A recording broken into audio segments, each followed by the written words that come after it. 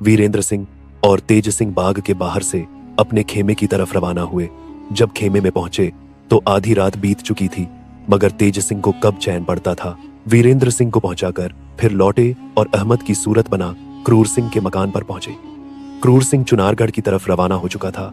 जिन आदमियों को घर में हिफाजत के लिए छोड़ गया था और कह गया था कि अगर महाराज पूछे तो कह देना बीमार है, उन लोगों ने एकाएक अहमद को देखा तो ताज्जुब से पूछा, कहो अहमद, तुम कहाँ थे अब तक? नकली अहमद ने कहा, मैं जहन्नुम की सैर करने गया था, अब लौट कर आया हूं। यह बताओ कि क्रूर सिंह कहाँ है? सभी ने उसको पूरा पूरा हाल सुनाया और कहा, अब चुनारगढ़ गए हैं, तुम भी वहीं जाते तो अच्छा होता। अहमद ने कहा, हाँ मैं भी जाता हूँ, अब घर न जाऊंगा, सीधे चुनारगढ़ ही पहुंचता हूँ। यह कह वहां से रवाना हो अपने खेमे में आए और वीरेंद्र सिंह से सब हाल कहा। बाकी रात आराम किया। सवेरा होते ही नहा धो कुछ भोजन कर सूरत बदल विजयगढ़ की तरफ रवाना हुए। नंगे सिर, हाथ पैर मुंह पर धूल डाले, रोते पीटते महाराज जयसिंह के दरबार में पहुंचे। इनकी हालत देखकर सब हैरान हो गए। महाराज ने मुंशी से कहा, पूछो कौन है और क्या कहता है? तेज सिंह ने कहा, हुजूर, मैं क्रूर सिंह का नौकर हूं, मेरा नाम रामलाल है।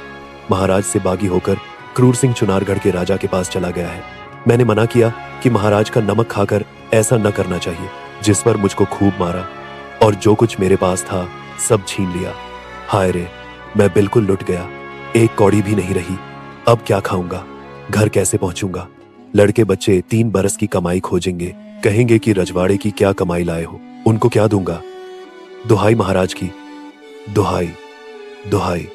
बड़ी मुश्किल से सभी ने उसे चुप कराया। महाराज को बड़ा गुस्सा आया। हुक्म दिया, क्रूर सिंह कहाँ है?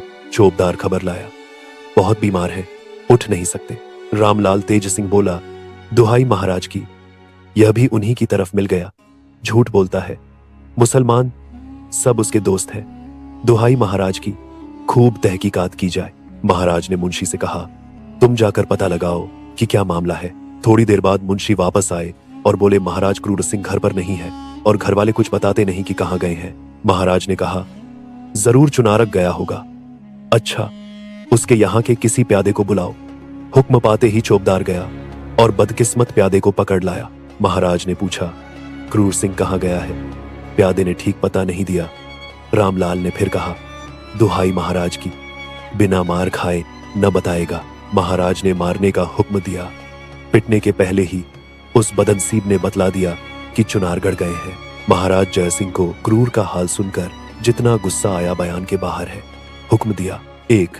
क्रूर सिंह के घर के सब औरत मर्द घंटे भर के अंदर जान बचाकर हमारी सरहद के बाहर हो जाएं। 2. उसका मकान लूट लिया जाए। 3. उसकी दौलत में से जितना रुपया अकेला रामलाल उठा ले जा सके ले जाए, बाकी सरकारी खजाने में दाखिल किया जाए। 4. रामलाल अगर नौकरी कबूल करे तो दी जाए।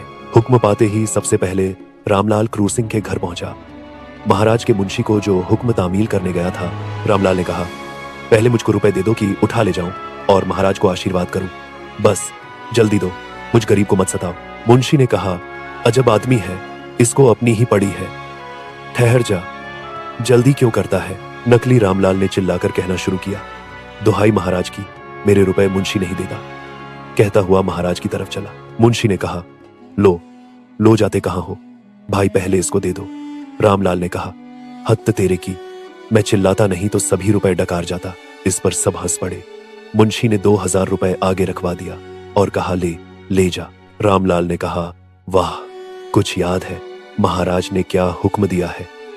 इतना तो मेरी जेब में आ जाएगा, मैं उठा के क्या ले जाऊंगा? मुंशी झुंझला उठा, नकली रामलाल को खजाने के संदूक के पास ले जाकर खड़ा कर दिया और कहा, उठा, देखें कितना उठाता है। देखते देखते उसने 10,000 रुपए उठा लिए। सिर पर, बटुए में, कमर में, जेब में, यहां तक कि मुंह में भी कुछ रुपए भर लिए और रास्ता लिया। सब हंसने और कहने लगे, आदमी नहीं, इसे राक्षस समझना चाहिए। महाराज के हुक्म की तामील की गई, घर लूट लिया गया। औरत मर्द सभी ने रोते पीटते चुनारगढ़ का रास्ता पकड़ा।